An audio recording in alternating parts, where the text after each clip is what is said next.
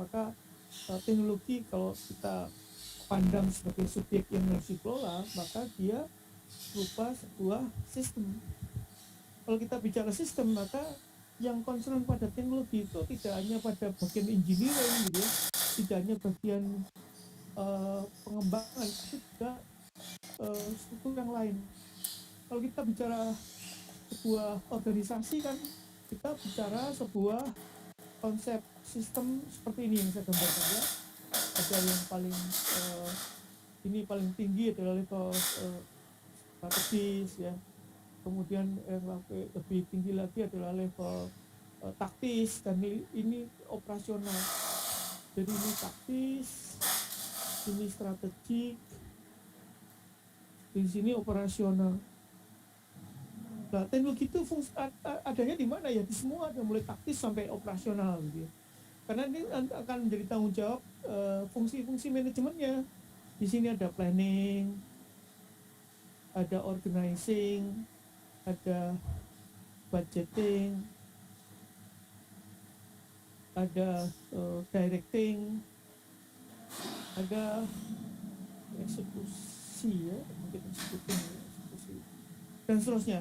Jadi fungsional dari teknologi itu bisa menjadi concern orang strategik, ada operasional, kemudian dikelola, direncanakan, diorganisasi dan sebagainya untuk mencapai tujuan visinya sebuah organisasi atau perusahaan. Nah, kalau ini adalah fungsinya manajemen, misalnya ada departemennya gitu ya. Departemen siapa yang bertanggung jawab mengembangkan teknologi? Ya ada engineering, ada human resources development, ada keuangan ya, ada departemen utilitas dan sebagainya. Maka kalau kita melihat perspektif teknologi sebagai suatu sistem, ya menjadi concern semua unsur, semua level dan seterusnya. Kata kunci manajemennya adalah melakukan perencanaan, melakukan sebuah organizing, melakukan budgeting, dan itu adalah filosofi dari manajemen teknologi. Jadi kalau Anda belajar manajemen sumber daya kan, kalau manajemen sumber daya esensinya adalah manusia yang dikelola. Kalau ini yang dikelola adalah teknologi. Teknologi yang seperti apa yang akan kita kelola untuk menjadi faktor efisiensi, faktor pemicu untuk kemudian membawa perubahan pada perusahaan, itu yang perlu kita pikirkan, itu kita rencanakan dan seterusnya. Nah, kemudian inovasi itu adalah bagaimana kita melakukan telaah resources yang ada untuk kemudian kita bisa memberikan diferensiasi pada perusahaan, dari perusahaan itu nantinya bisa menjadi keunggulannya gitu. Sebuah proses inovasi ada proses yang sistemik juga ya, jadi mulai dari mengamati ya, kemudian kita bisa mengadopsi, dan kemudian bisa mengembangkan. Apa aja yang dikembangkan? Ya semua aspek yang ada di dalam potensi perusahaan tadi. Itu kita melihatnya sebagai suatu proses inovasi. Gak bisa? Masih bisa? Oke, ya gak apa-apa, ini aja dulu. Ini gak bisa saya tarik ke belakang. Ya, jadi inovasi adalah sebagai totalitas yang lebih kompleks dari sekedar teknologi, karena dia akan memberikan sudah ini ya.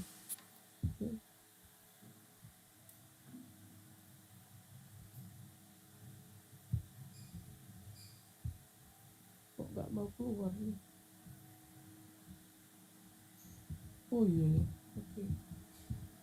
Bentar, ini gangguan betul laptop saya nih. Oke ya, saya tak diingatkan tadi. Saya absensi dulu ya, Anda belum saya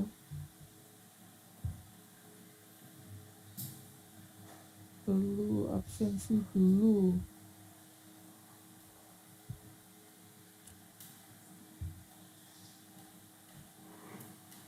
Internetnya di browser mana ya absensi? Oh ini, oh buka absensi lagi, buka my test lagi.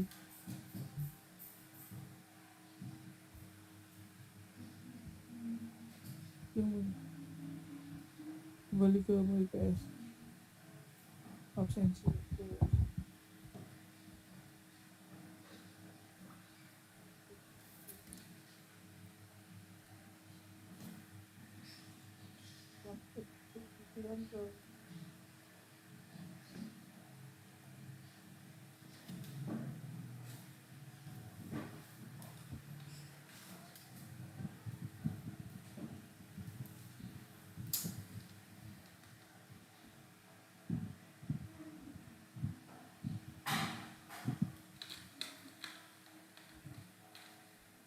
Oh, mulainya nggak jam 1 kan?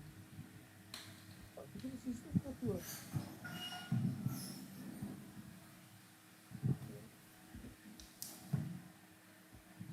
Jam berapa?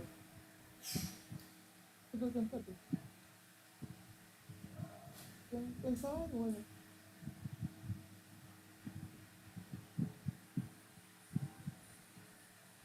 Itu.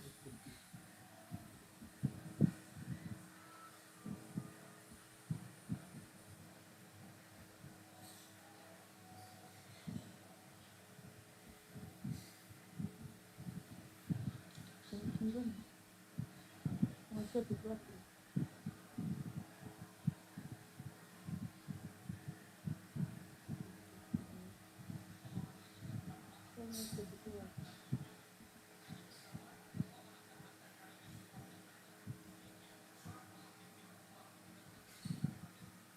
Aduh. Kalau misalnya absensi enggak, itu absensi nanti orang minggu nanti ya absensinya dirapel nanti. Ya, jadi iya terima kasih. Ya, mas coba saya kira itu bisa.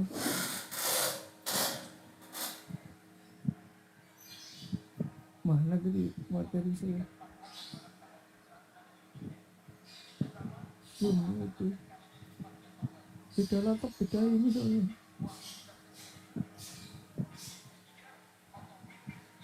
beda laptop beda mana dari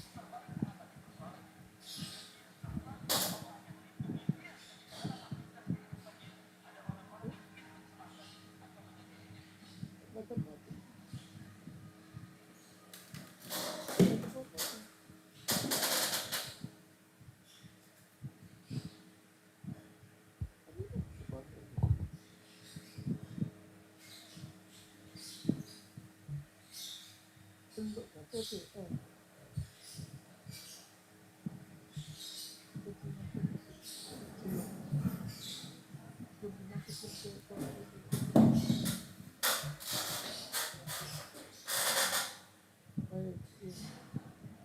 Yang di rumah udah bisa lihat bisa ya.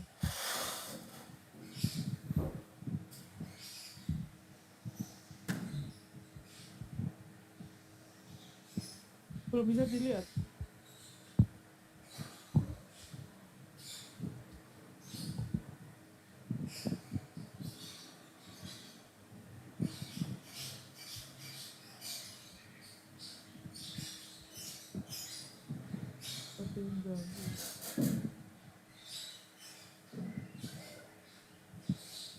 Sudah. Oke, baik. Oke. Simply off. Iya. Iya, baik.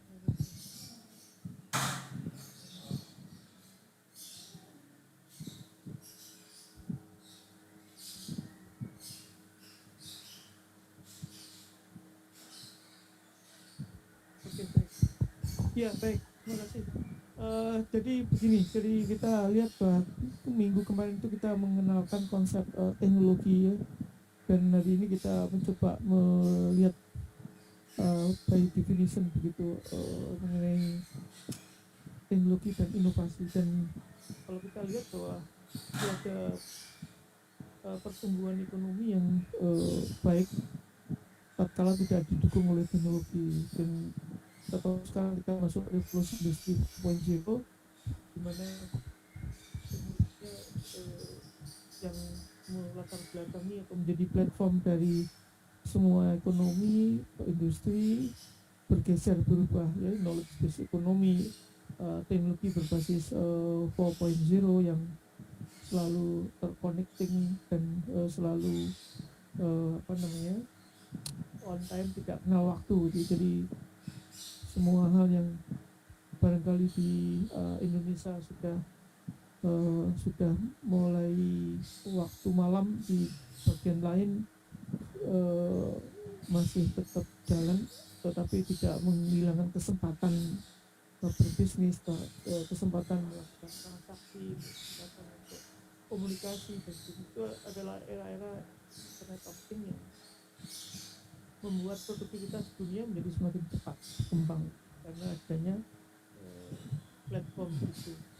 Dan hal yang selama ini kita lihat bahwa teknologi sebagai kumulasi implementasi dari knowledge, ilmu pengetahuan menjadi terakumulasi semakin banyak, dan tentu saja akan menimbulkan banyak pengetahuan-pengetahuan baru dan inovasi baru.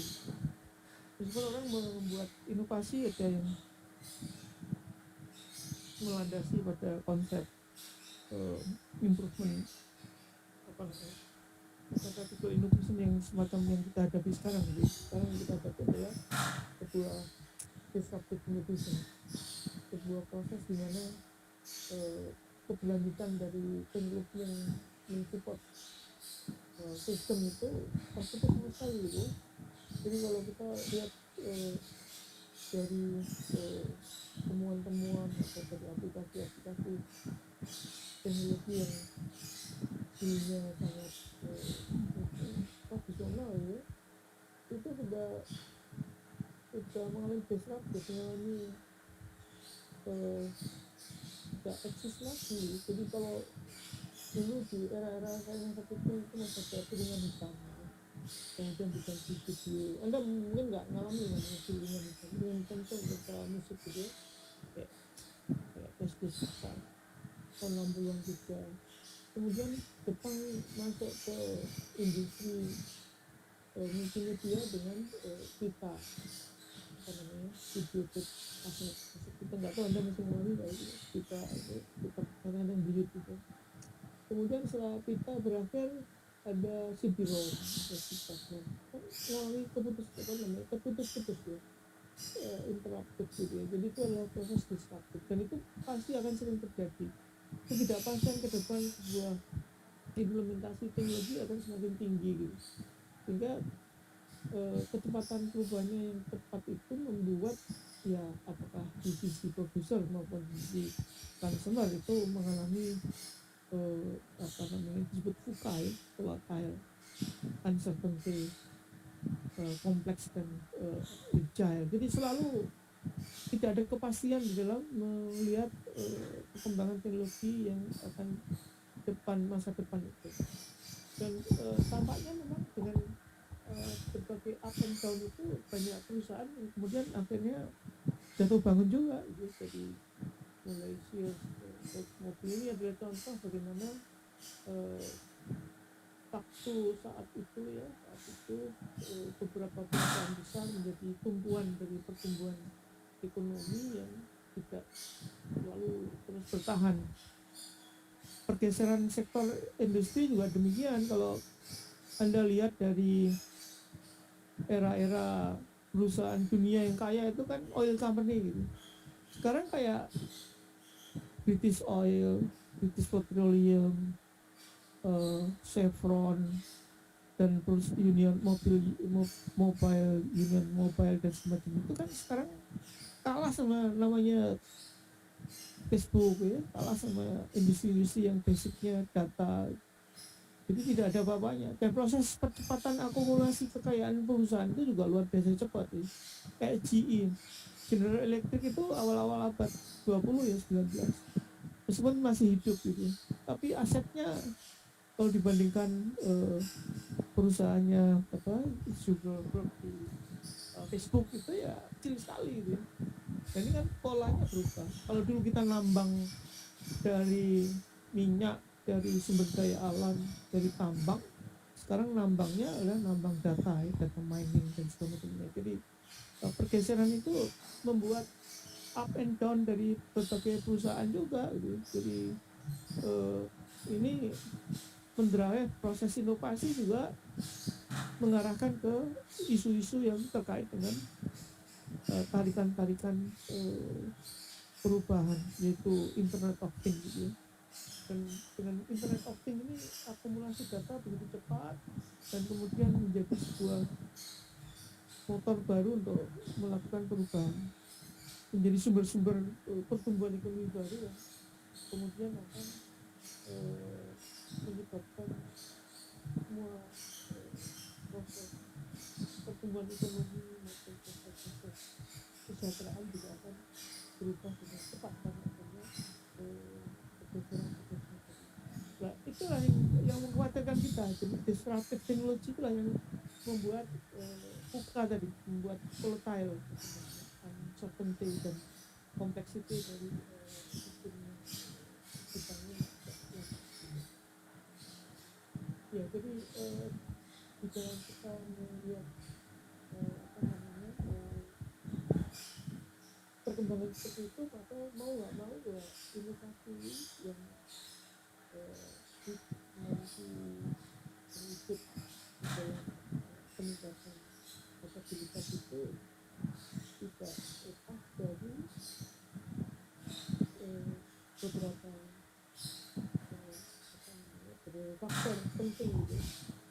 Ada company, ada aspek lembaga pendidikan, ada lembaga teknologi dan framework yang mendukung ini di level nasional, di level kebijakan nasional untuk meningkatkan kapabilitas teknologi itu tidak hanya tergantung pada lembaga teknologi dari pendidikan yang melakukan riset total terhadap hasil-hasil yang mendapatkan teknologi, tetapi juga bagi perusahaan yang terutama mengaplikasikan atau menerapkan inovasi supaya dia bisa bersaing gitu.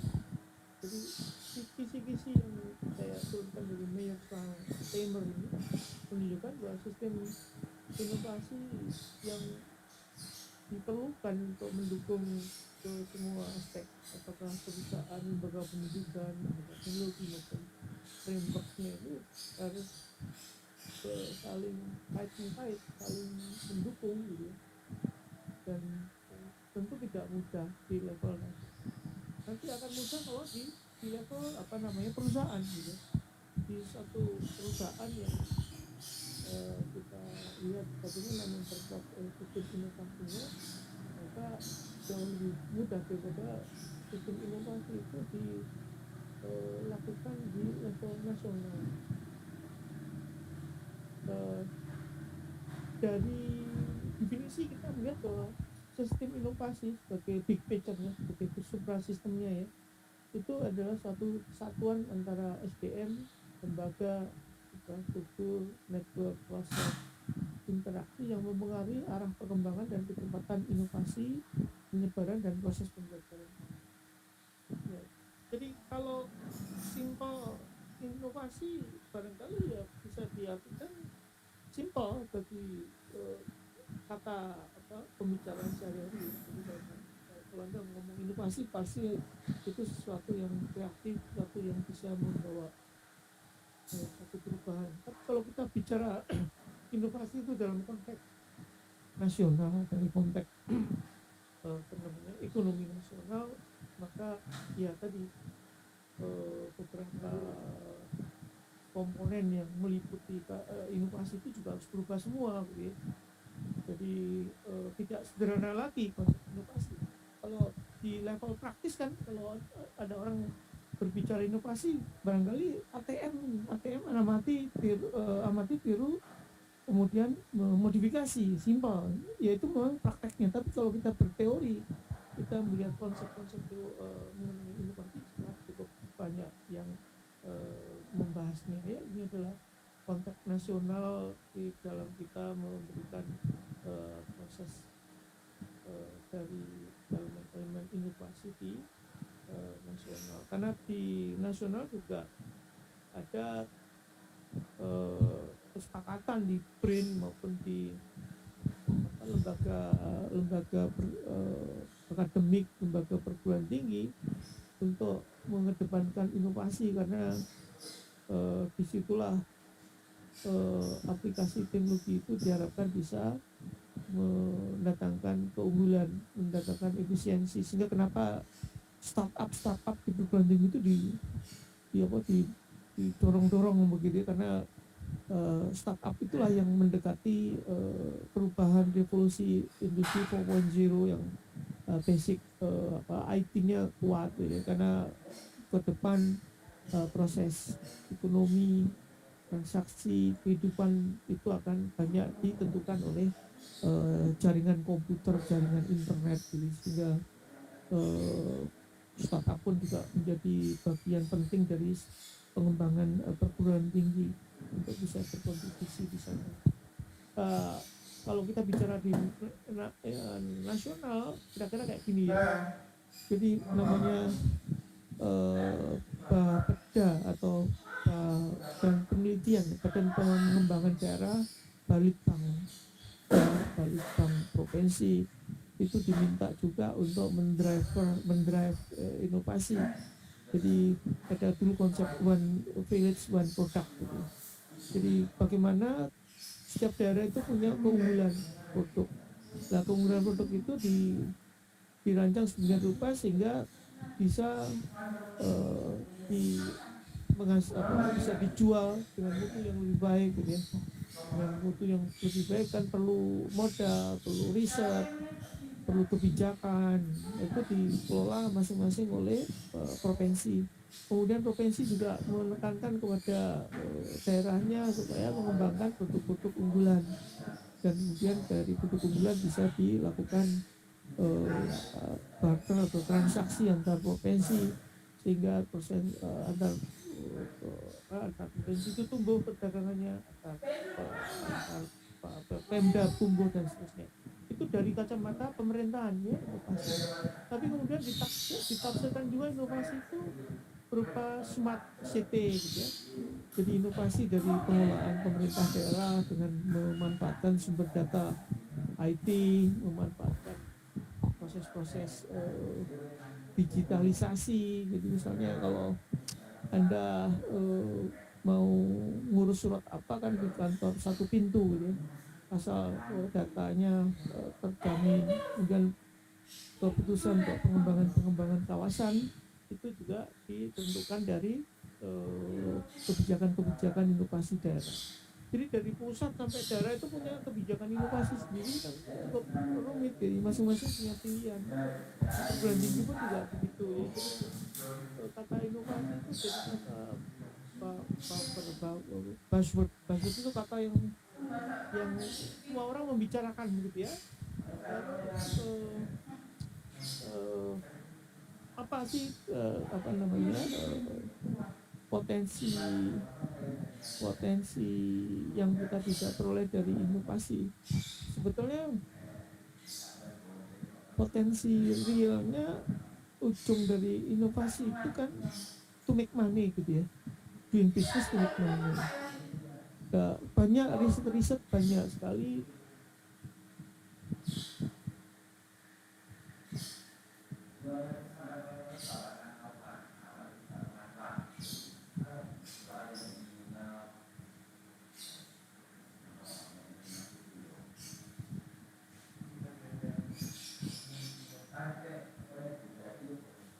tapi juga bisa menghasilkan.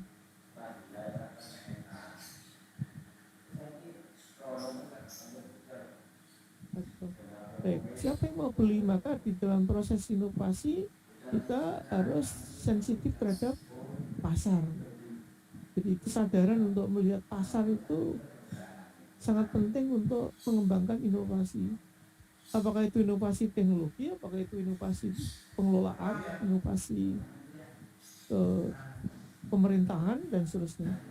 Nah jadi kalau dulu kita doing business as usual gitu ya, tanpa sensitif terhadap arah apa yang harus diprioritaskan, maka dengan isu inovasi menjadi sebuah isu besar, itu orang semakin menyadari sebetulnya untuk apa sih pengembangan iptek gitu ya, untuk apa sih kita melakukan riset gitu ya, untuk apa sih kita SDM kita dilatih sebagai uh, periset-periset yang menciptakan teknologi baru dan sebagainya, kalau tidak didorong oleh adanya kebutuhan inovasi. Jadi kalau riset for riset ya sekedar pengetahuan, loh saya melakukan riset saya akan tahu pengetahuan apa. Tapi kalau kita bicara inovasi, kita tidak hanya sekedar tahu, tapi juga kita memodifikasi hasil riset tadi dan merespon pasar. Jadi keterlibatan pasar itu menjadi satu hal yang kuat. Jadi kalau kayak daerah, ada inovasi daerah, ya gimana memanfaatkan sumber daya daerah untuk kemudian bisa menghasilkan produk-produk unggulan yang bisa diterima di pasar. Nah selama ini kan orang riset atau orang riset and development di pemerintahan terutama kan nggak care terhadap apa sih yang dimaui pasar. Manajemen inovasi itu ya mengelola bagaimana komunikasi antara pasar dan pengembang itu sedemikian rupa sehingga tidak sia-sia, tidak useless gitu ya. Apa yang kita peroleh dari proses riset pengembangan teknologi itu tidak science for science atau science for teknologi, tapi sebuah proses untuk kita nantinya pada ujungnya mendapatkan sebuah hasil dari implementasi riset tadi. Nah ini yang kita katakan sebagai sebuah proses untuk teknologi yang baik. Ya, jadi di dalam sistem inovasi yang di mana saja gitu ya, maka daya dukung itu tidak cukup dari penyedia ya, tapi juga dari daya serapnya apa gitu. Kemudian kelembagaan yang melakukan interface antara penyedia dan pengguna, bahkan infrastruktur ekosistemnya ini juga menjadi suatu yang masalah. Dan tidak kalah penting adalah pendanaan atau kebijakan yang mendukung. Apakah ada banyak perusahaan di perusahaan komersial yang melakukan inovasi ya? Saya kira kalau kita bicara perusahaan komersial kan visinya profit gitu ya. Untuk bisa mendapatkan profit berarti konsumen harus puas dengan produk jasa yang dihasilkan. Nah, untuk bisa mendapatkan peningkatan kepuasan itu, si produsen, industri atau organisasi juga harus melakukan perbaikan-perbaikan. Bagaimana mengarahkan perbaikan-perbaikan tadi, itu yang akan dikelola oleh manajemen inovasi. Jadi manajemen inovasi mencoba mendekatkan apa yang harus dirubah di internal perusahaan untuk bisa melakukan improvement terhadap pelayanannya. Sehingga tool-tool untuk melakukan inovasi itu banyak sekali. Misalnya kalau di manajemen industri itu ada namanya house of quality gitu. House of quality itu adalah teknis untuk kita bisa melakukan peningkatan improvement kualitas pelayanan lewat sebuah survei, dan itu akan sangat membantu sekali untuk melakukan inovasi. Dari sisi produk apa yang harus diinovasi, misalnya ada namanya competitiveness teknologi atau teknologi watch ya. Ini teknologi watch itu kayak intelligence teknologi, jadi kita bisa memata-matai gitu ya, perusahaan bersaing itu faktor keunggulannya bisa maju itu di mana sih gitu. Kita mata-matai, kemudian dari hasil intelijen itu kita bisa mendapatkan information decisive atau informasi kunci, faktor apa yang menyebabkan perusahaan-perusahaan itu sukses gitu. Kalau sektornya sama gitu ya. Kalau sektornya beda, ya tentu nggak kita bisa lakukan. Jadi tool data mining, tool cost of quality, tool manajemen data itu banyak dipakai untuk kemudian merumuskan inovasi apa yang dilakukan. Bahkan pakai media sosial yang saya lihat misalnya di Jerman gitu ya. Di Jerman itu pernah saya mendengar dan saya juga ikut dan itu ada lembaga inovasi internasional, dia memanfaatkan data media sosial untuk membuat satu produk yang sasaran target marketnya adalah anak-anak muda. Jadi anak-anak muda yang ditarget oleh oleh inovator tadi, di mata-matai pembicaraan mereka, kata-kata dipantau dengan teknik textual mining. Dengan textual mining itu pola dari komunikasi antar mereka itu sudah bisa diperoleh. Misalnya atribut apa sih yang paling disenangi dari suatu produk tertentu di kalangan untuk usia tertentu, jenis kelamin tertentu, pendapatan tertentu, itu datanya ada gitu. Ya datanya tidak tersedia lewat kuesioner, tapi data itu diperoleh lewat proses data textual mining. Dan textual mining ini bagian daripada apa ya, artificial intelligence ya. Jadi artificial intelligence itu sangat banyak sekali memanfaatkan big data analitik untuk mendapatkan informasi-informasi spesifik yang salah satunya untuk inovasi, untuk melakukan inovasi tadi. Jadi tidak perlu kayak tenaga marketer gitu tanya satu persatu Anda selera mana dari produk ini ke produk yang lain, tapi itu langsung sampai dari big data. Oke. Ya ini saya kira dari versi pemerintah ya, dari versi pemerintah inovasi itu saja akan memberi arah yang jelas untuk pengembangan dan daya gunaan di tingkat nasional, karena hasilkah karena sudah diukur, dicoba di sisi pasar. Hal yang penting dari konsep inovasi itu adalah responnya terhadap market trigger itu menjadi pemicu utama. Berbeda dengan para periset yang ada di lembaga perguruan tinggi atau di pemerintahan, di LIPI atau di BRIN ya. Riset kan untuk menambah misalnya, riset untuk kita bisa mempelajari, memahami perilaku. Nah kalau kita bicara inovasi, risetnya bukan for riset, tapi riset untuk kita bisa diterima di pasar ya, kita bisa komersialisasi hasil riset. Itu ada bedanya ya, saya kira itu yang utama. Ya, sumber-sumber dari inovasi kalau kita lihat apa aja sih? Jadi sumber untuk kita stakeholder utama ini bisa melakukan pengembangan inovasi dan teknologi itu bisa lewat individu, bisa dari perusahaan, bisa dari pemerintah, dari akademi, bisa dari komunitas atau dari media massa.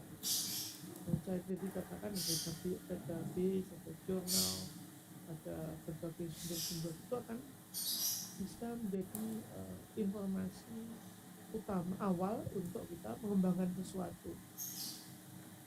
Misalnya di dalam konteks pemerintah pusat dan daerah, misalnya kalau Anda lihat amati inovasi apa yang muncul akibat misalnya kebijakan pemerintah pusat itu kan memberi anggaran satu desa 1 M gitu ya.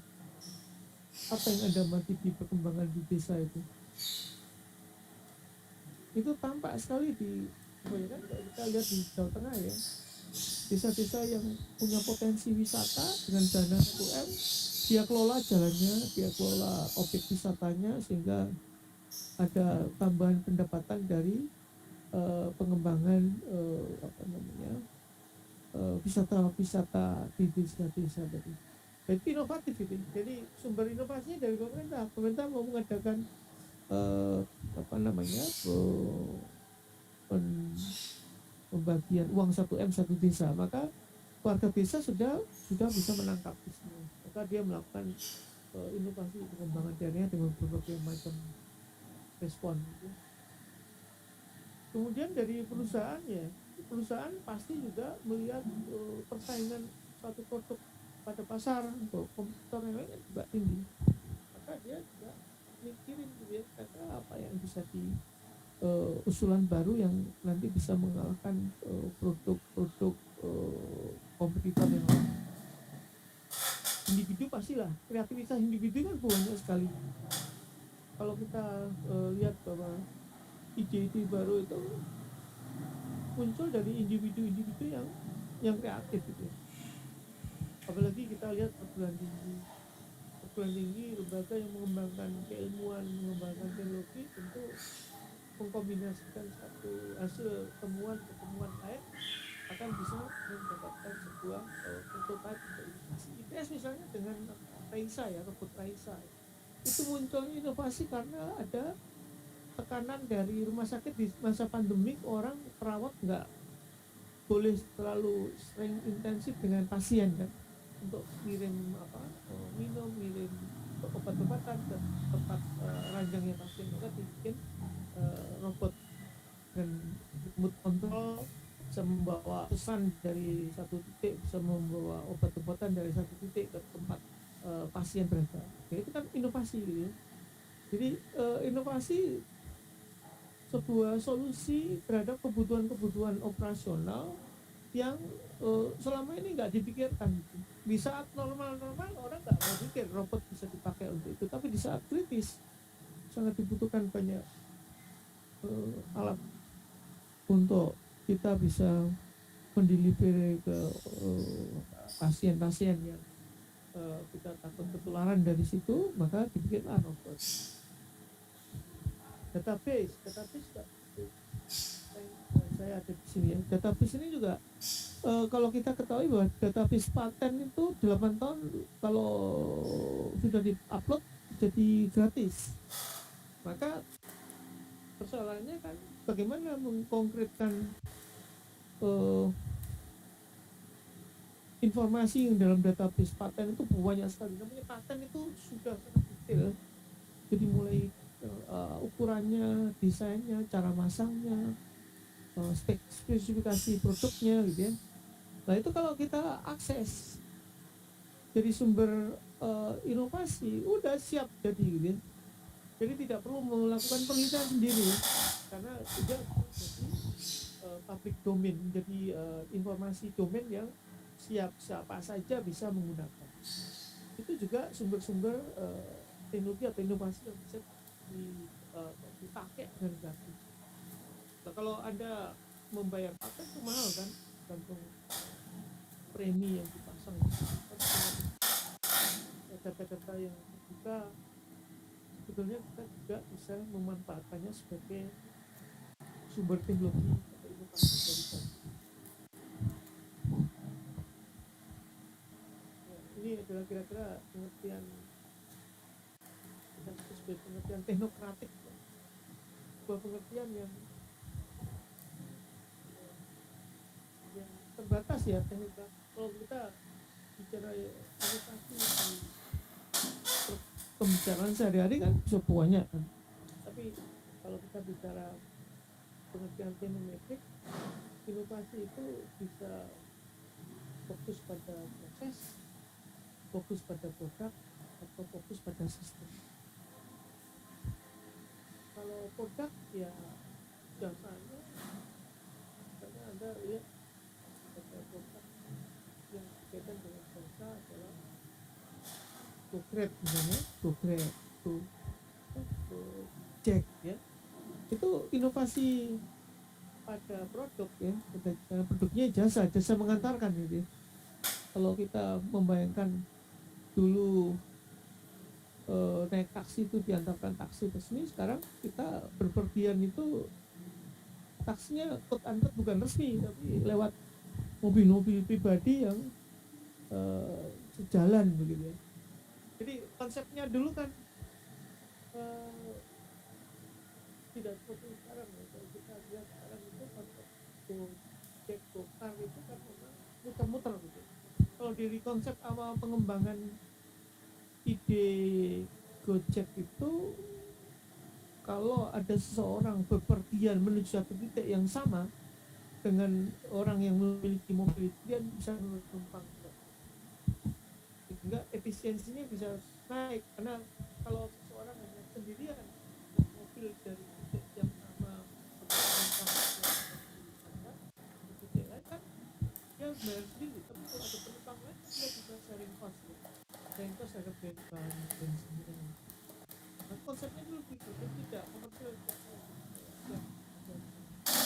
itu kan model sebuah penawaran jasa yang baru, ya kan? Atau mungkin itu sistem, kita juga masuk ke sistem, jadi inovasi sistem bisnis. Misalnya travel agent ya, travel agent itu dulu ada Aryono Travel, ada apalagi LTH ya. Sekarang kan nggak ada lagi, sistemnya pakai Traveloka, jadi nggak perlu offset, nggak perlu offline, tapi cukup memesan dari satu sistem.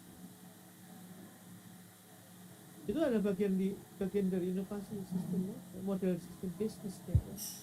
Dan kalau produk ya setiap saat kita bisa menemukan inovasi, bahkan 6 bulan sekali prototipe sebuah produk itu muncul.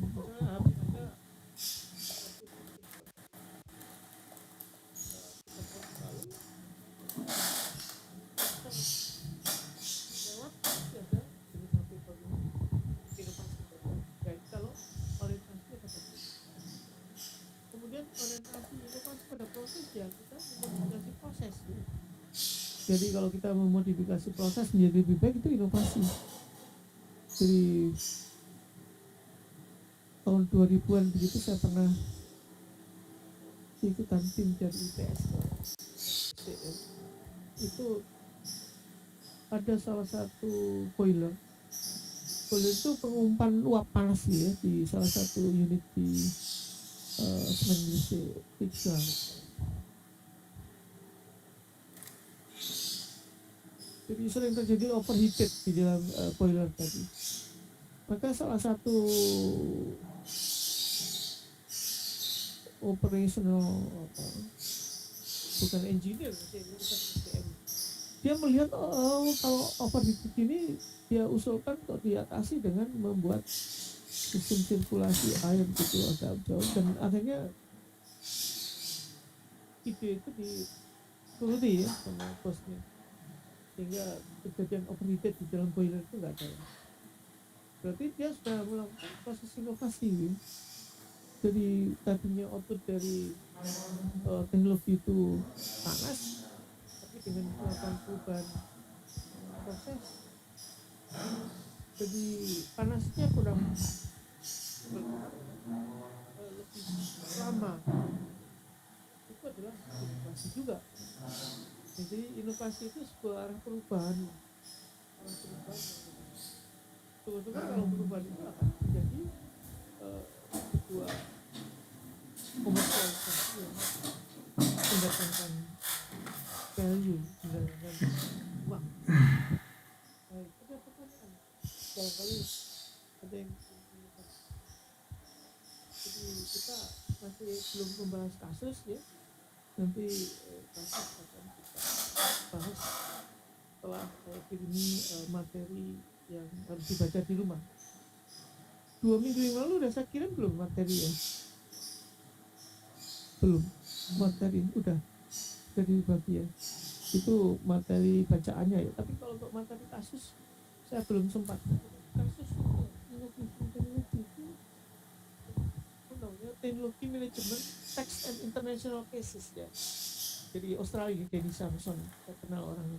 Jadi nanti kita membahas kasus-kasus yang ada di textbook ini untuk di kelompok-kelompok untuk melihat bagaimana sih prinsip-prinsip teknologi manajemen itu diterapkan di dalam pengelolaan di perusahaan. Jadi ada yang kuantitatif analisis, ada yang hanya justifikasi. Ya, jadi ini kita kembali ke konsep inovasi. Inovasi itu adalah gabungan antara opportunity, ide, dan exploitation. Jadi berbeda dengan inovasi yang ada di atas kertas. Itu adalah ya murni riset, murni sebuah pencarian ide. Tapi kalau kita bicara innovation itu ada sisi exploitation-nya, ada sisi opportunity yang kemudian ditambahkan dengan ide-ide perbaikan untuk kita bisa mendapatkan eksploitasi.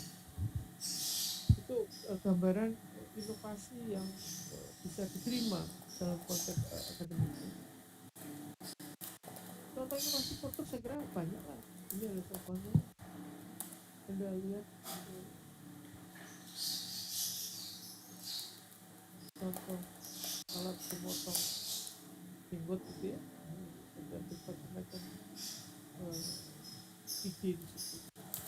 Dan ide pertama itu merupakan satu value aset properti yang mahal, karena kemudian perusahaan itu tidak perlu mempromosikan brandingnya. Misalnya kalau Anda mendengar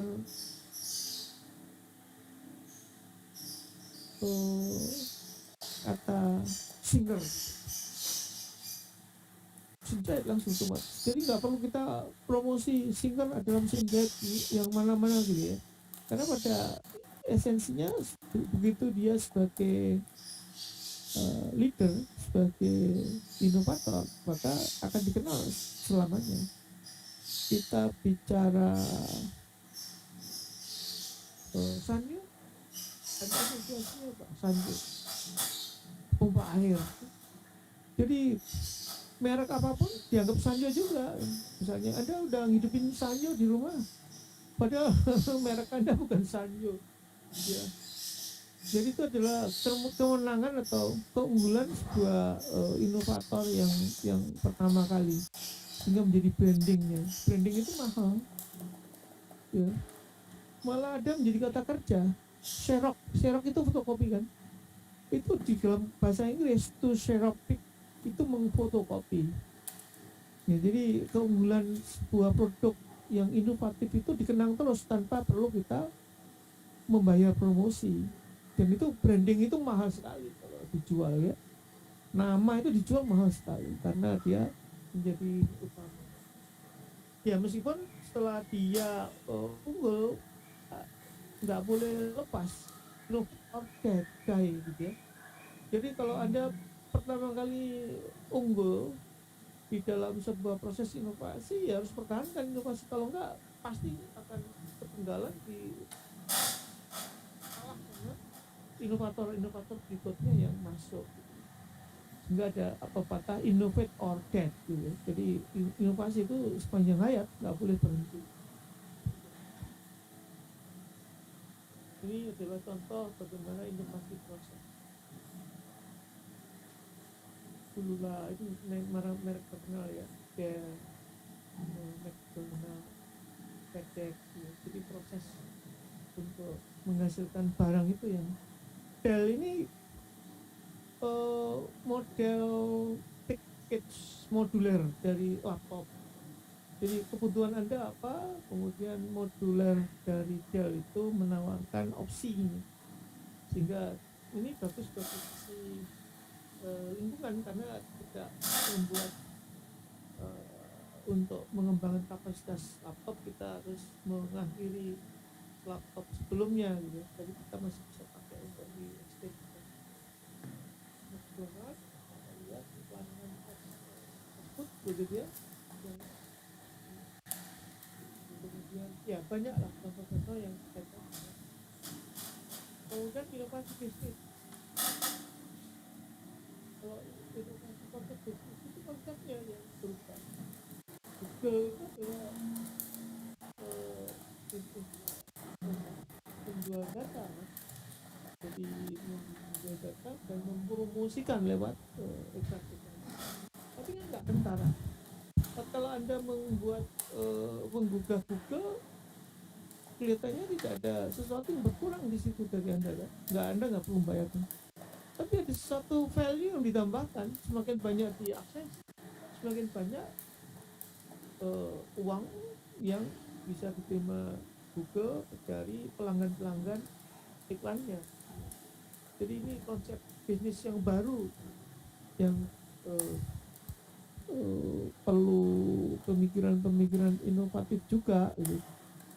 Jadi kalau kita lihat misalnya sebelum ada Gojek itu, bayangin kalau Anda mau ngirim sesuatu ke tempat ke tempat saudara Anda, misalnya Anda mengirim makanan ke saudara, maka kita harus mengantar sendiri gitu. Kalau kita lihat model konsep bisnisnya Gojek, ya titipkan aja dosen gitu ya.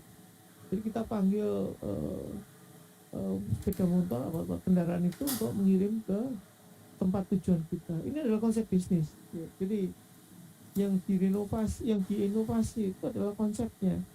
Jadi cara-cara kita melakukan transaksi itu tidak seperti yang dilakukan sebelumnya. Kalau transport hotel itu ada namanya BNB. Itu juga demikian, Anda tinggal pilih mana tempat yang Anda ingin itu ya.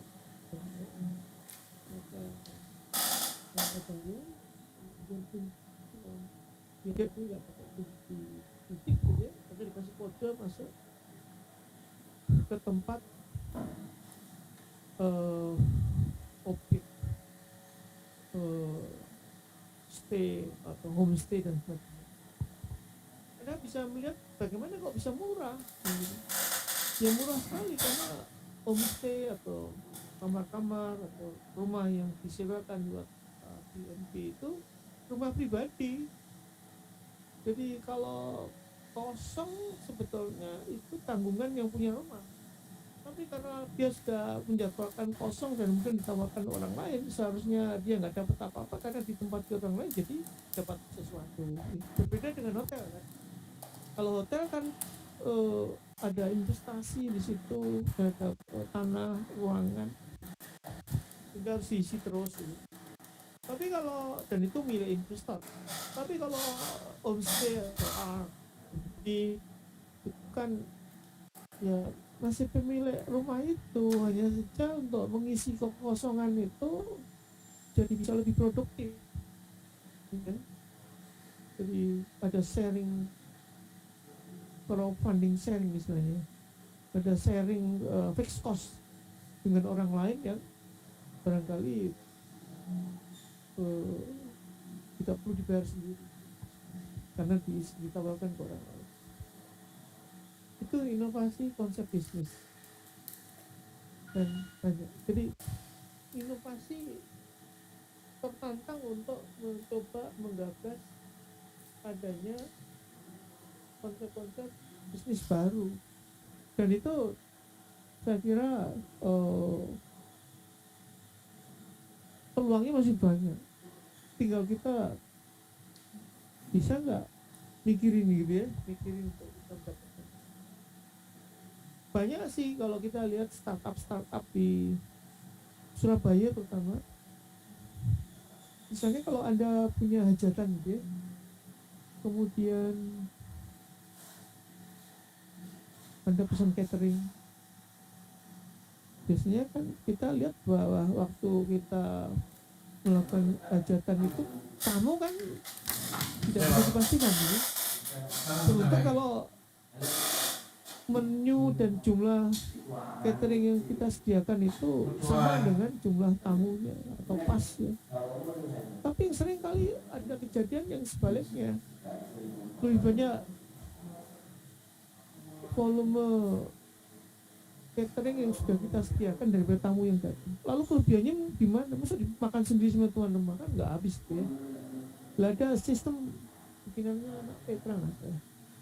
Jadi ada sistem yang mendeteksi kegiatan-kegiatan itu sehingga kalau ada sisa-sisa makanan itu tidak terbuang percuma, nanti langsung disalurkan ke yatim piatu, ke kelompok-kelompok orang yang sedang membutuhkan makanan gitu. Itu adalah contoh bisnis baru gitu.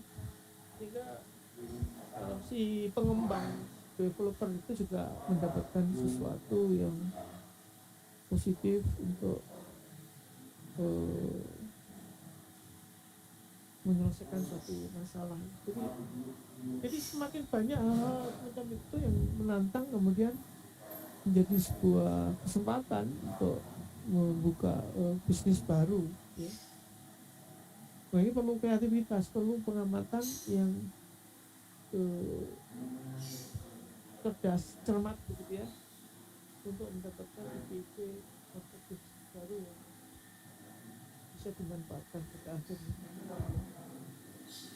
Baik, ada komentar atau ada pertanyaan? Ya, silakan. Ya.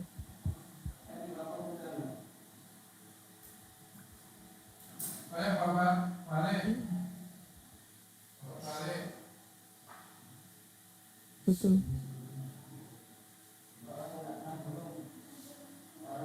Hmm.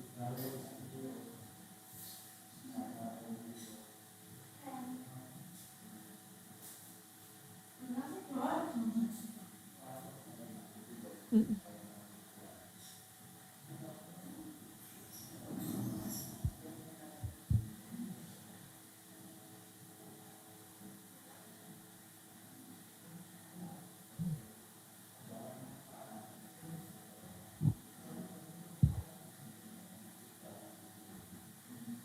Ya, ya, pertanyaan yang baik, kritis ya. Ya, jadi kita melihat kesiapan teknologi kalau menghadapi ketidakpastian, karena pada dasarnya ya ada disruptif tadi ya, gambarkan dikatakan karena pada satu titik ada yang lebih baik, yang lama ditinggalkan, disinggung kan. Jadi saya mengalami misalnya di laptop ya, pertama kali saya belajar programming tahun 82. Anda belum lahir tahun 82 ya? Belum ya? 82 itu saya dapat tugas programming, dan tugas akhir juga saya pakai coding kayak gitu. Namanya laptop itu belum ada dalam imajinasi orang. Jadi kalau saya program harus di pusat komputer pakai kartu loh, kartu itu di lubang-lubang gitu. Kemudian kartu hilang. Saya waktu mahasiswa S2 itu sudah nggak pakai kartu tapi pakai terminal. Itu pusat datanya gede, nah, yang membuat program pakai sebat. Itu waktu saya akhir S2, awal S2 87. Kemudian setelah pulang, saya S2 di Australia, pulang dari Australia itu baru muncul laptop 83, 84, ya, 92, 91. Wah, laptop dari mana gitu. Itu pun nggak secanggih ini laptopnya, pakai flash disk, floppy disk, 64 kilobyte di sini, gede gitu. Bukan, belum ada disket, floppy disk. Jadi tipis diputar di dalamnya, gede sebentar. Itu 64 kilo aja. Kemudian baru disket bisa naik lagi. Kemudian CD-ROM naik, hilang lagi kan, nggak ada sekarang. Terus pakai HD kan tidak pasti ya. Ya bagaimana kita akan ketidakpastian teknologi tadi, bagaimana cara mengelola, maka kita melakukan analisis risiko perubahan-perubahan teknologi. Nah, itu ada di roadmapnya. Jadi kalau perusahaan itu punya roadmap teknologi. Setelah teknologi ini apa yang dikembangkan, teknologi ini apa dikembangkan, dan setiap tahapan dari roadmap itu sudah dihitung risikonya apa. Karena kita tidak bisa memastikan perkembangan teknologi yang ke depan yang akan mereplace teknologi yang sekarang seperti apa, maka analisis risiko itu yang kita gunakan. Jadi kita akan meminimumkan risiko ketidakpastian teknologi itu dengan mengakali di setiap roadmap perkembangan. Tergantung industrinya, ada industri yang cepat sekali, ada industri yang saturated, udah jenuh, nggak ada perkembangan teknologi lagi. Yang kita lihat teknologi yang sudah mature namanya. Teknologi itu mengalami life cycle begini. Ada ada apa namanya? Ada angpang. Angpang itu masih bayi, kemudian tumbuh, growth, ya, terus kemudian mature, decline. Lah banyak teknologi itu sudah mulai decline, itu mesinnya kan, ya. Lah kalau teknologi itu sudah mulai decline, ya kita harus melakukan inovasi yang bisa cepat untuk shifting, merubah arah dari teknologi. Itu adalah mengatasi ketidakpastian dari teknologi dengan membuat roadmap perkembangan teknologi tadi. Karena teknologi yang udah ditinggal orang itu kan nggak ada nilainya dan akan masuk ke museum gitu ya. Jadi pastinya kita harus hati-hati untuk melakukan apa namanya penilaian yang lebih baik. Kemudian tadi yang terakhir pertanyaan Anda lupa saya.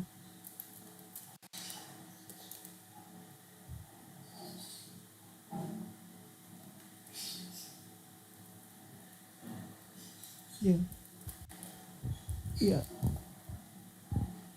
ya. Pengelolaan ini kita bicara cost and benefit ya. Kita akan bicara cost benefit. Cost benefit itu akan ditentukan dari strategiknya. Strategik dari manajemen itu mau mengarah ke feature teknologi konten yang tinggi atau cost leadership. Kalau kita bermain di produk-produk yang teknologi kontennya tinggi, produk-produk yang high tech begitu, maka kita nggak bisa bermain di leadership, bermain dengan cost.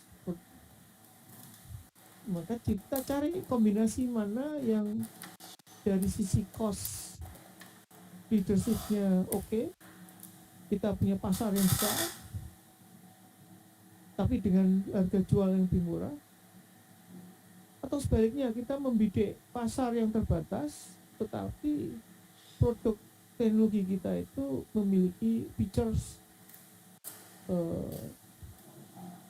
value yang lebih tinggi, yang kita sebut sebagai perceived value. Jadi akan tergantung, ada produk kita, ada pasarnya. Ya. Jadi pasar dengan entitas kualitas produk itu sangat menentukan kita pakai strategi apa untuk mengelolanya. Sehingga integrasi strategi teknologi dan strategi pasar itu menjadi sangat penting di sepanjang life cycle-nya. Kalau sebuah produk itu murah meriah, pasti itu adalah produk yang kualitasnya buruk kan, atau paling tidak dia bukan perceived produk, bukan perceived value produk yang tinggi. Misalnya itu hanya functional value di sini, produk-produk yang hanya fungsional yang kita tetapkan. Tapi kalau suatu produk yang memiliki perceived value yang tinggi, maka kita bisa bermain dengan harga yang lebih mahal. Perceived value yang tinggi itu misalnya kalau untuk barang-barang yang komersil seperti yang di branding merek tas lah ya, misalnya kalau tas Louis Vuitton itu sampai ratusan juta, ngapain sih beli tas sampai ratusan juta? Nah, ibu-ibu kaya kan uang nggak ada arti, tapi dia perlu gengsi ya. Jadi yang dipersepsikan adalah statusnya. Jadi dengan perceived value dari produk tadi. Padahal kalau cari functional value tas tanggulangnya kan cuma 200.000, 300.000 udah bisa gitu. Nah itu bedanya ya. Itu adalah perceived value yang bisa dibayar dengan mahal.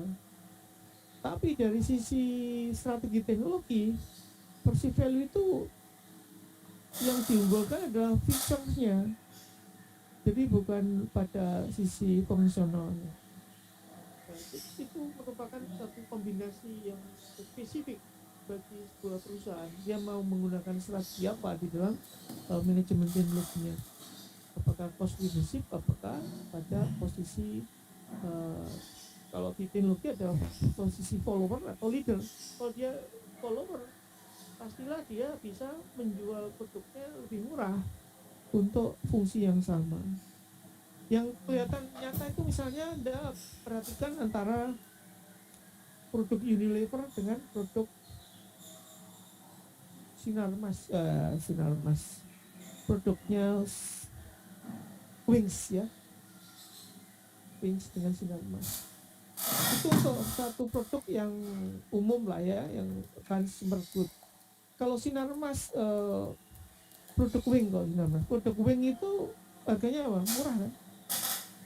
Tapi fungsi dari produknya itu ya sama, untuk pencuci baju, untuk orang-orang begitu ya.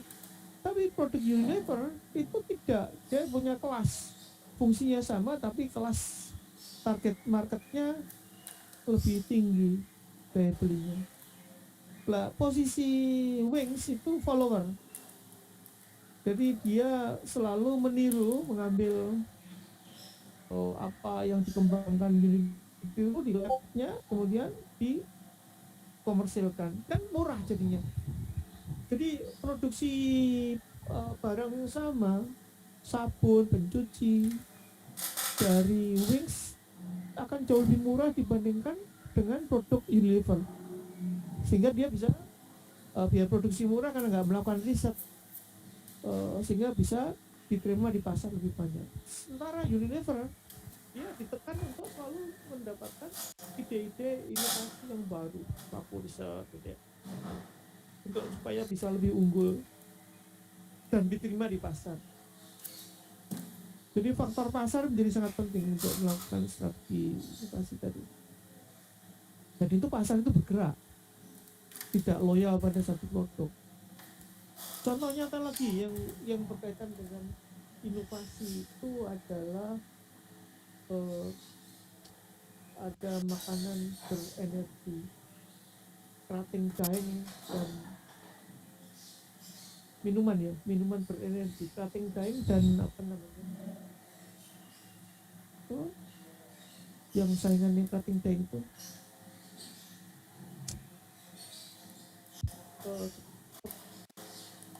itu udah baru-baru yang pertama kali masuk ke Indonesia. Extra Joss ya Pak? Hah? Apa bu? Extra Joss. Extra Joss, betul itu maksud saya. Jadi itu kan dua-duanya dari Thailand, minuman itu, Extra Joss dengan Krating Daeng. Tapi apa yang dilakukan Krating Daeng masuk ke Indonesia, bisa diterima di pasar Indonesia itu berdarah-darah, karena dia harus berjuang untuk merebut pasar Indonesia. Sampai pada komposisi tertentu itu menimbulkan efek yang tidak baik bagi kesehatan. Nah ini dibaca kelemahannya itu oleh Extra Joss. Apa yang dia lakukan? Inovasinya simpel aja, membuat bentuk yang tadinya Krating Daeng menyediakannya dalam bentuk botol kaca yang tersedia, bisa dibeli di mana-mana lah. Extra Joss itu kelemahan menurut dia. Dia membuat hal yang sama dengan komposisi yang sama dengan punyanya Krating Daeng, tetapi dalam bentuk sachet. Nah ini kan simpel aja kan, merubah dari botol ke sachet itu inovatif, dan dari situ dia bisa merebut 70% dari pasarnya Krating Daeng. Untung, jadi tadinya yang berdarah-darah Krating Daeng, yang menikmati hasilnya adalah Extra Joss. Ya itulah kelebihan inovasi ya. Inovasi itu membuat semuanya jadi pesaingnya menjadi simple. Inovasinya merubah bentuk penyajian minuman saja. kalau belum ada saingan ya barangkali ada lihat cerita teh botol sosro itu belum ada saingannya dia, dan kita tahu masyarakat Indonesia terutama itu kan suka teh. Kalau nyajiin teh kan harus ada air panas, harus menyeduh gitu ya, ribet gitu ya. Kalau tinggal tinggal jadi beli dalam bentuk botol kan praktis, dan itulah kemenangan inovasi yang dilakukan teh botol khusus sampai sekarang belum terkalahkan, dan di dunia nggak ada gitu. Di dunia minuman drink teh itu nggak ada, hanya di Indonesia. Ini kreatifnya orang Indonesia ya. Jadi inovasi simpel tapi dia akhirnya bisa berkembang kemana-mana kan, bentuk grup minuman teh botol sosro ya. Bagaimana dengan di luar negeri? Ini ada contoh-contoh milestone dari contoh inovasi yang mendapatkan impact yang panjang ya, dari mulai diketemukannya mesin cetak ya, Gutenberg, kemudian bir, otomobil, X-ray dan sebagainya. Dan sampai sekarang produk-produk ini menjadi sebuah penciri keunggulan dari industri masing-masing. Ada komentar atau pertanyaan? Jadi sesuatu yang baru di dunia ini bukan tiba-tiba, ya. Not starting from zero, tapi sudah ada yang memulainya, kemudian mengembangkan sedikit demi sedikit sampai di level seperti yang kita hadapi sekarang. Ya, jadi inilah contoh di pedal bicycle ya, dengan ada pneumatic tire dengan ban yang ada TV, ada telepon yang kemudian kita gantikan dengan handphonenya. Ya, tipe-tipe inovasi kita lihat ada yang incremental, ada yang vertical, ada yang acceptable, ada yang disruptive. Sebuah proses inovasi yang disruptive ini yang saya kira perlu dihadapi, dan siapa yang bisa melakukan disruptive innovation ini yang biasanya sangat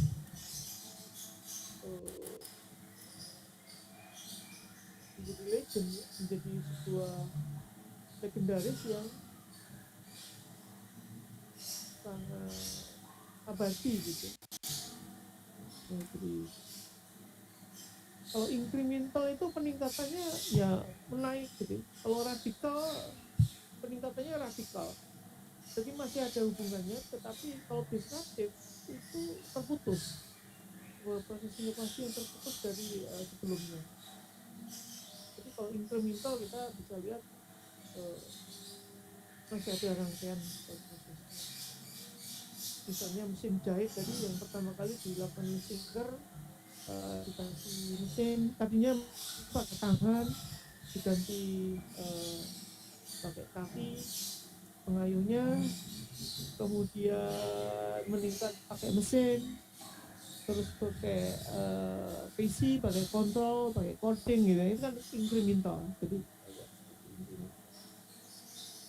tapi kalau udah disruptive dia nggak kepakai lagi ya. Ya, jadi kalau kita bicara ciri-ciri disruptive innovation dan product performance, barangkali kita melihat adanya perubahan yang sangat drastis gitu ya. Jadi ada lompatan dari waktu ke waktu sehingga melampaui performance dari keinginan konsumen di dalam kita lihat mereka story sebuah inovasi sedikit gitu. Tapi kalau kita lihat incremental ya naiknya bersama cepat. Tapi kalau breakthrough ya, dia merobos, dia membuat teknologi progres itu sangat cepat. melewati kalau performance itu lewat jalur yang ini. Ini beberapa contoh digital illusion dari dia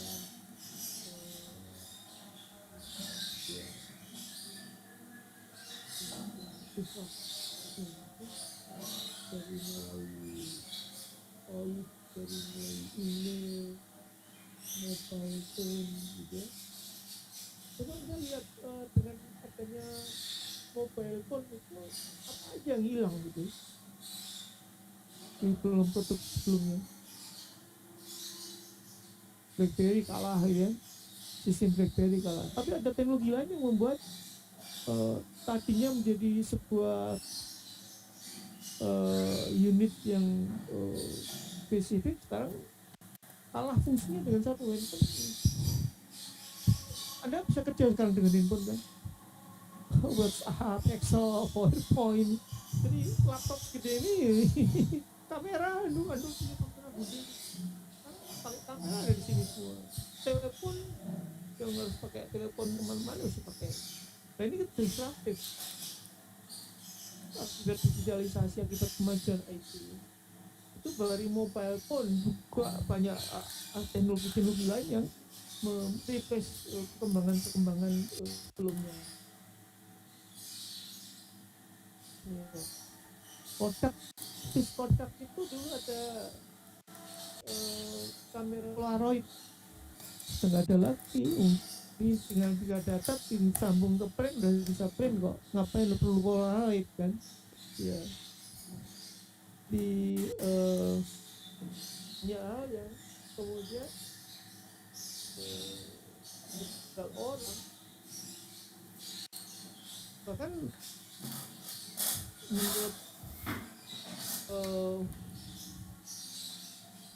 futuristik dari beberapa ahli nanti uang pun hilang kan. Anda pernah begini ada Bitcoin kan, belum sampai Bitcoin lah yang dipakai uang digital ya, itu kan sekarang udah umum gitu ya. Saya beli tahu tek di tempat rumah saya aja lupa nggak bawa uang loh, ini pakai ini coba pakai barcode-nya terus ya udah bisa dalam padahal kaki lima gitu. Bahkan saya dengar kalau di Cina itu orang ngemis pakai itu, pakai handphone ngemis mau ngasih berapa. Jadi si uang real, uang kertas kali akan hilang gitu ya. Itu bukan imajinasi, bisa jadi kenyataan gitu. Dan itu makanya kita sebut sebagai why disruption is hard, yang sangat mudah. Ini beberapa dari kualitas namanya produk marketing. Jadi kita lihat bahwa contoh-contoh yang sukses, jadi ada contoh-contoh yang ya, jadi ini produk beberapa produk yang good produk atau produk itu ada produk ya. Kemudian yang dari ya ini misalnya antara transistor dengan vacuum tube itu udah terjadi dulu kala, sekarang kan nggak ada vacuum tube ya, nggak ada transistor ya, pakai IC semua integrated circuit ya. Saya masih ngalami transistor maupun vacuum tube itu dulu ini radio milik yang putri saya Budi, jadi pakai vacuum ya. Itu radio tahun 50 60 masih. Ini begitu saya sudah TK tahun 60-an 5 itu udah pakai transistor produk Jepang, tapi masih gede juga. Baru ganti itu sampai yang sangat tipis-tipis sehingga Anda dengan benda tipis ini bisa dengerin musik dengan bagus dan stereo macam-macam. Ya ini kan suatu proses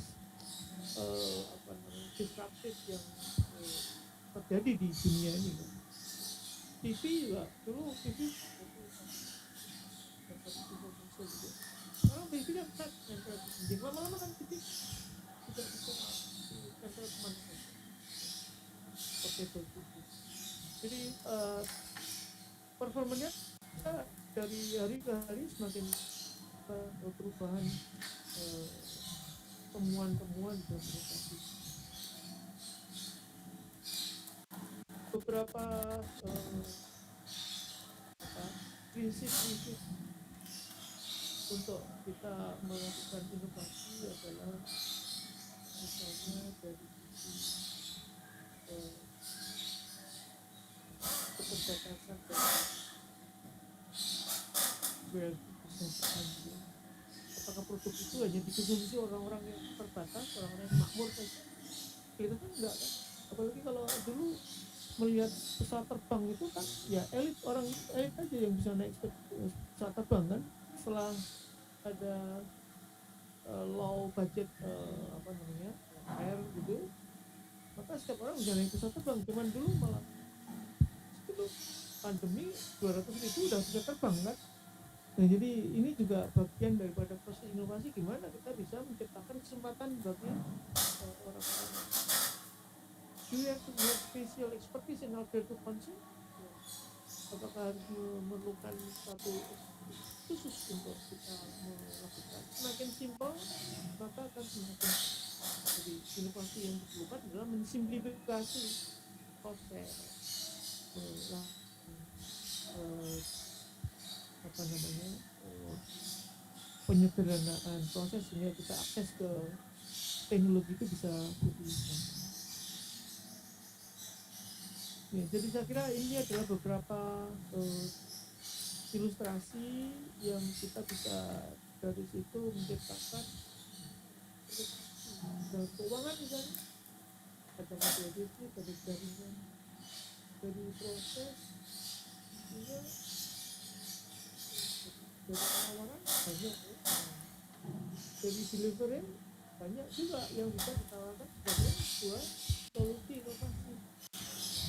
Delivery bagaimana menyampaikan penawaran ke pasar. Saya tadi di mobil saya sambil dengar WhatsApp. WhatsApp itu menyertakan satu proses interaksi dengan video dengan customer. Nah, dengan situ kan banyak orang penjual menjual barangnya lewat WhatsApp karena invite dan pakai virtual gitu. Ya, kalau semua ini kan di Facebook ya, kita bisa lihat. Tapi dengan konsep delivery yang kita bisa gunakan dengan teknologi apa saja, kita sudah bisa menciptakan inovasi sehingga apa namanya market elektronik transaction, bukan transaction lagi, elektronik market itu menjadi sebuah hal yang bisa kita lakukan dengan customer experience juga jadi satu model untuk kita bisa menciptakan inovasi baru, karena kita bisa membuat kita bisa membuat sebuah apakah itu transaksi, apakah itu marketing dan seterusnya.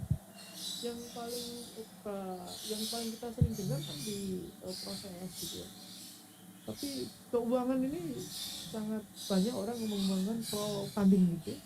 Crowdfunding juga menciptakan banyak kesempatan-kesempatan inovasi yang perlu ini baru jenis inovasi. Kalau kita lihat ya barangkali hampir tidak terbatas ya kesempatan inovasi yang kita bisa lakukan. Oke. Ya, jadi ini adalah catatan penutup. Jadi ini hal yang menantang bagi kita, bagi Anda yang mungkin bergerak di bidang entrepreneurship gitu ya.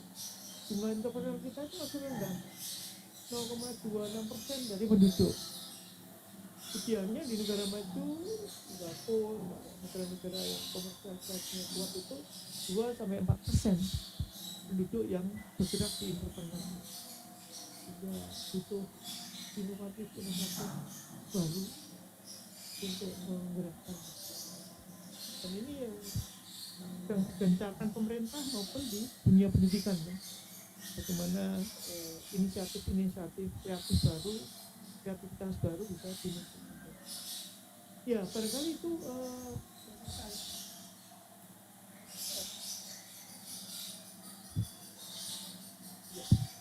jadi saya kira saya akhiri dulu dan tugas Anda adalah tugas pertama udah ya? Belum ya?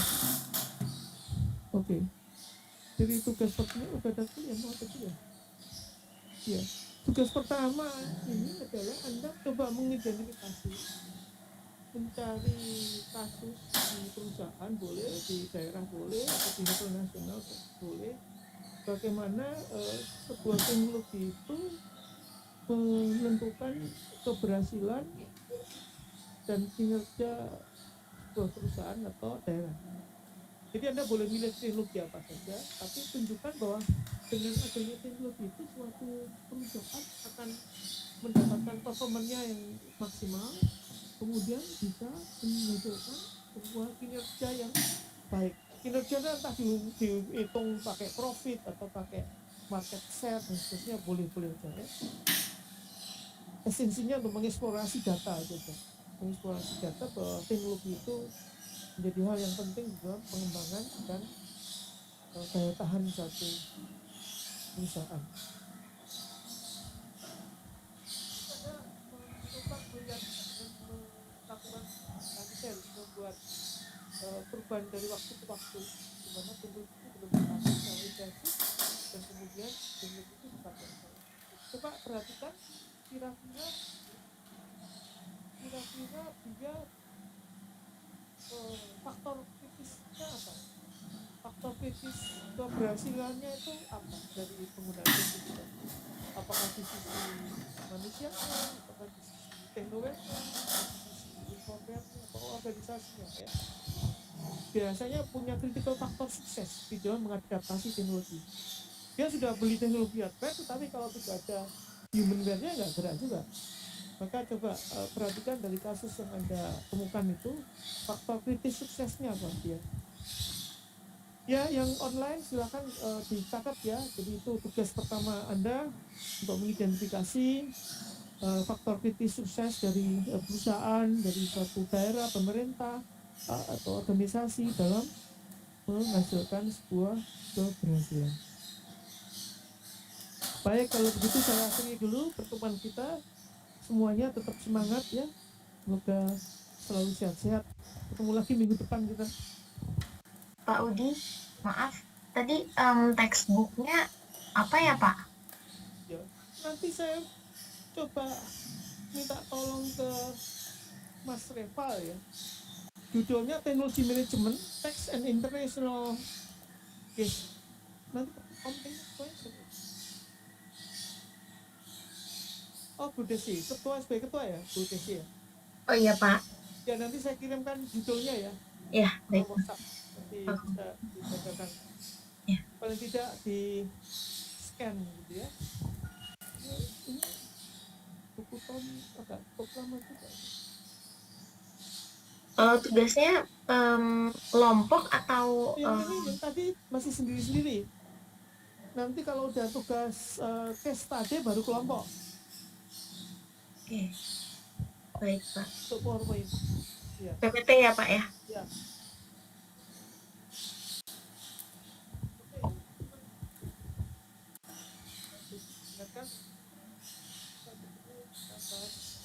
Hasil dari perolehan data Anda semua. Baik ya, saya akhiri. Selamat tetap semangat semuanya. Terima kasih Pak. Terima kasih Pak Udi. Terima kasih Pak. Terima kasih Pak. Terima kasih Pak.